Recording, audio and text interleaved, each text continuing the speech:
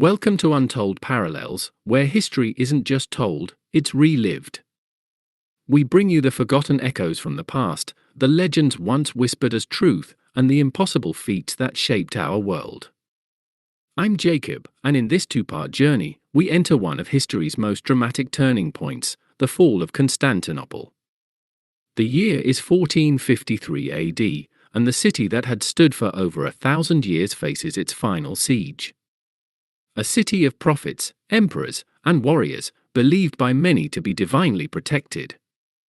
Yet, even walls said to be unbreakable can crumble. Tonight, in Part 1, we set the stage for the siege that ended the medieval world. The fall of Constantinople.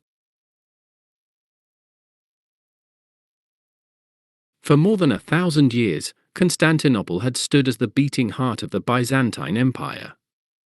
Founded by Emperor Constantine the Great in 330 AD, it was built upon the ruins of Byzantium, a small Greek settlement. But Constantine envisioned something greater, a new Rome, a city that would be the bridge between East and West. Its strategic position on the Bosporus meant it controlled trade between the Black Sea and the Mediterranean. Whoever held Constantinople could choke or empower commerce across Europe and Asia. Its walls, known as the Theodosian Walls, were legendary.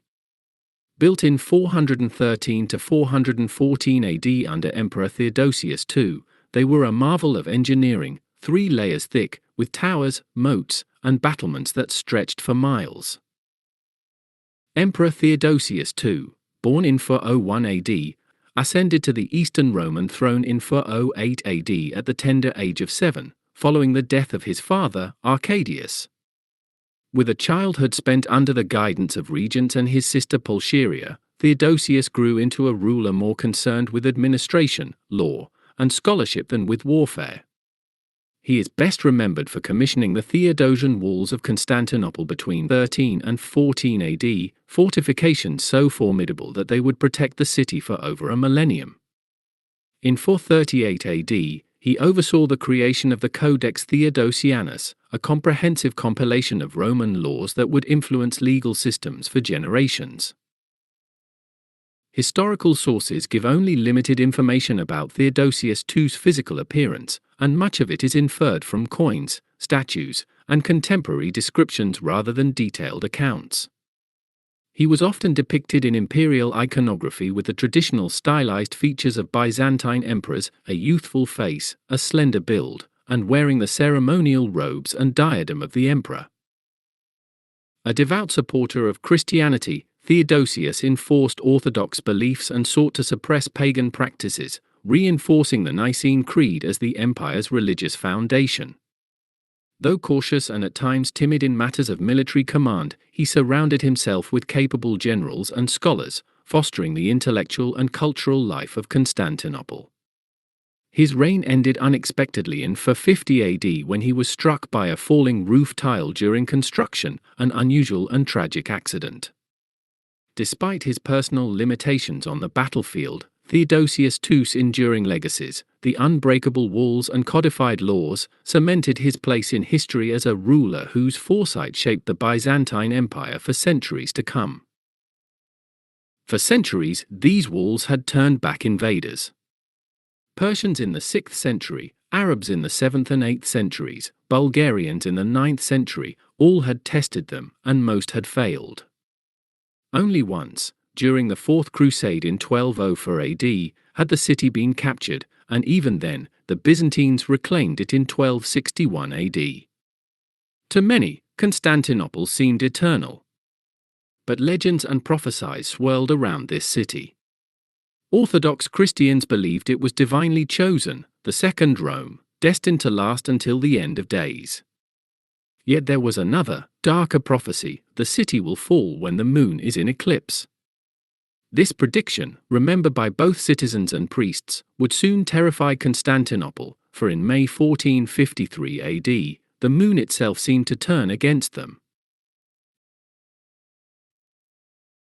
By the mid-15th century, the Byzantine Empire was only a shadow of its former self. Once stretching across the Mediterranean, By 1453 AD it was reduced to little more than Constantinople itself and a few scattered outposts in the Aegean. Its emperor, Constantine XI Palaiologos, had reigned since 1449 AD, ruling over a city of perhaps 50,000 people, down from hundreds of thousands in its prime. Yet despite its weakness, the city's symbolic power was immense. Emperor Constantine XI Palaiologos, born in 1405 AD, was the last ruler of the Byzantine Empire, ascending to the throne in 1449 AD. He was renowned for his courage, determination, and unyielding sense of duty, inheriting an empire already diminished but still rich in culture, history, and spiritual significance. Physically, Constantine XI was described as tall, strong, and commanding, with a presence that inspired loyalty and admiration among his people. He was deeply religious, often engaging in prayer and acts of devotion alongside his citizens, embodying the unity of emperor and people. His reign, though brief, was marked by a focus on strengthening the city, maintaining morale, and preserving the heritage of Byzantium. Constantine XI became a symbol of steadfast resistance and hope, a ruler whose personal valor and sense of honor elevated him beyond mere politics. Over time, myths and legends grew around his figure, portraying him as the marble emperor, said to be resting beneath the city, awaiting the moment when Constantinople might rise again. His life stands as a testament to courage, integrity, and the enduring spirit of a civilization aware of its historical significance yet resolute in the face of its challenges. Constantine XI himself was a man of courage and conviction. He knew his empire's days were numbered, but he was determined that Constantinople would not fall easily. He rallied his people, prepared the defenses, and prayed for a miracle. He would become, in the end, a tragic figure, remembered as the last Roman emperor, the man who chose to die with his city rather than flee.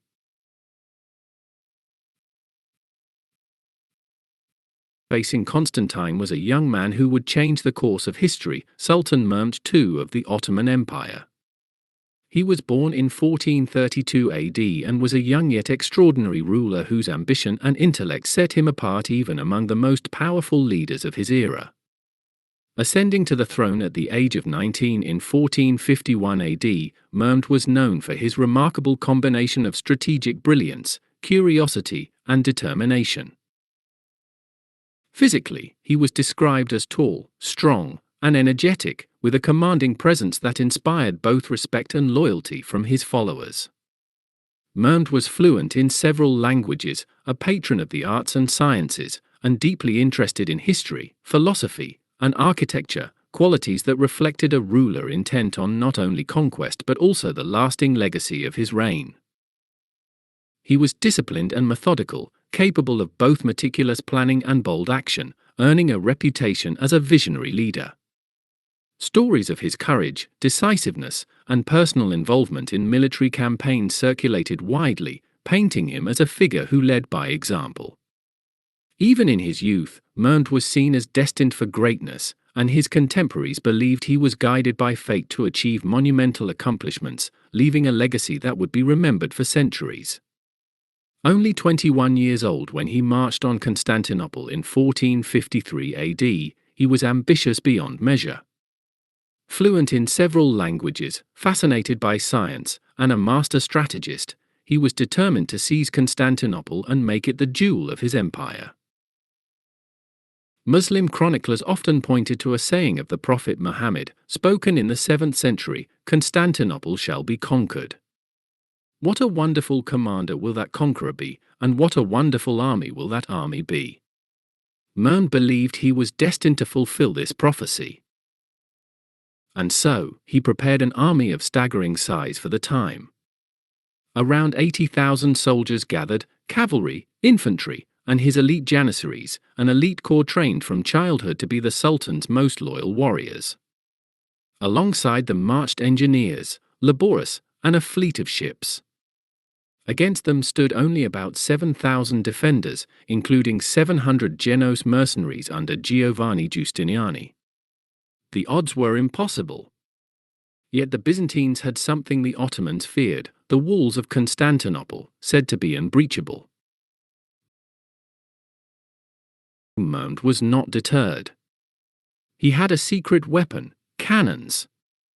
Gunpowder had only recently become a significant force in European warfare, first appearing in Europe around the 13th century, and the Ottomans were quick to adopt it. Among the weapons Mehmed brought was the basilica cannon. The basilica cannon was a weapon of almost mythical proportions, a monstrous creation that seemed to defy the very limits of human engineering. Forged in 1452 AD by the Hungarian engineer Orban, it stretched over 27 feet long and could hurl stone balls weighing as much as 600 pounds. Moving it required a small army of men and dozens of oxen, yet its sheer size and power made it impossible to ignore. When fired, the earth itself seemed to tremble as walls shook and stones shattered like pebbles. Contemporary witnesses described the thunderous roar echoing across miles, a sound that blended awe with terror. The basilica cannon was more than just a tool of war. It was a herald of a new age, a terrifying demonstration that no wall, no matter how thick, could withstand the relentless force of gunpowder and human ingenuity. Its legend grew with every blast, cementing its place in history as one of the most formidable and unforgettable weapons ever created. When tested in 1452 AD, its first shot reportedly destroyed walls miles away. Legend tells that Orban had first offered this incredible weapon to the Byzantines, but they couldn't afford him. Spurned, he turned to the Ottomans, sealing the city's fate. The use of these massive bombards would change warfare forever. No longer were walls impregnable. The thunder of gunpowder marked the dawn of a new era, and Constantinople would be its most famous victim.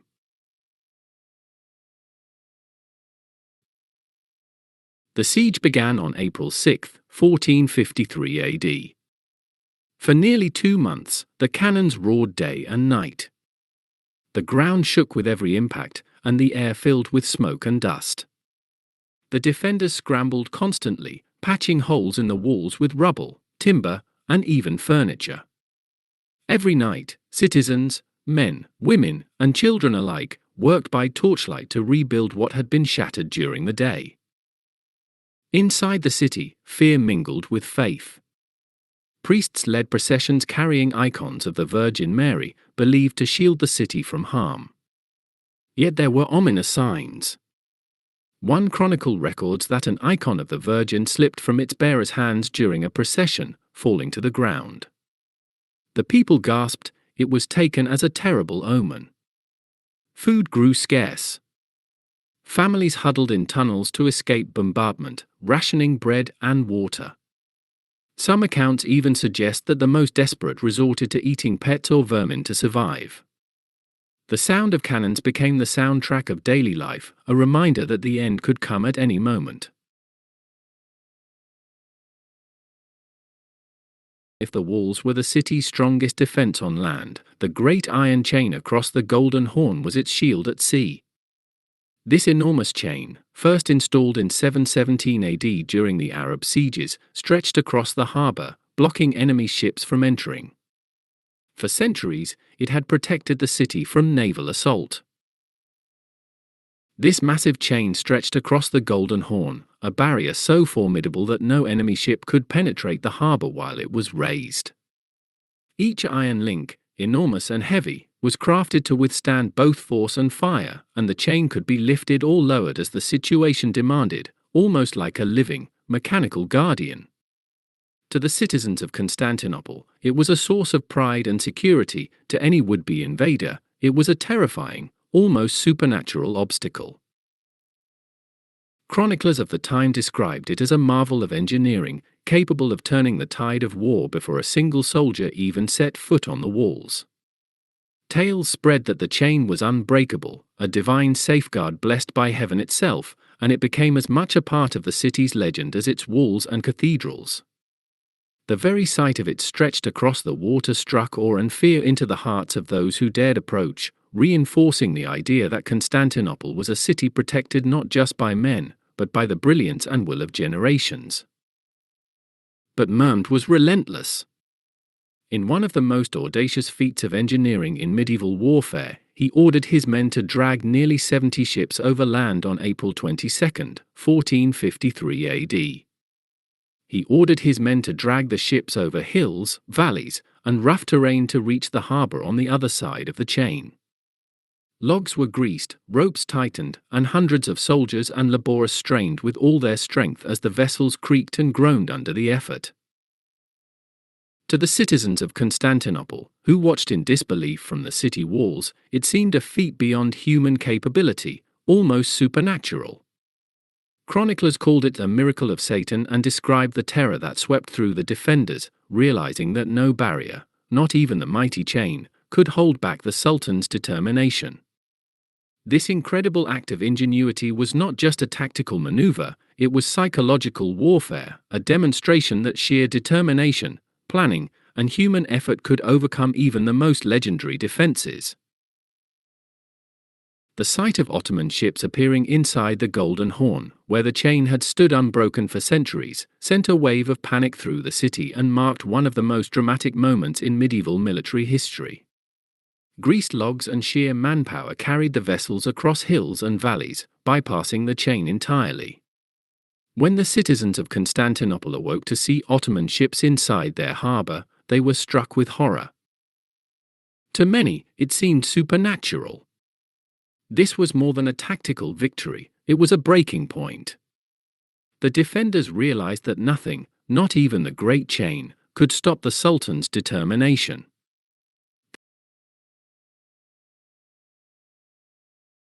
And then came the omen that shook the city to its core.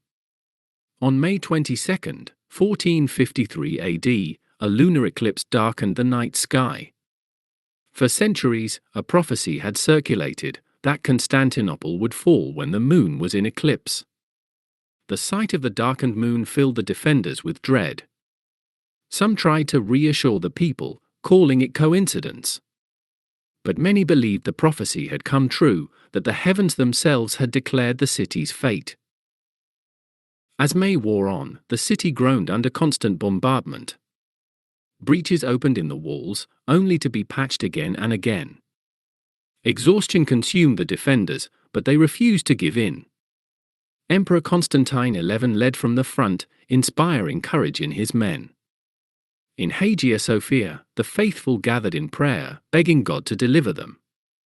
Yet omens and prophecies weighed heavily.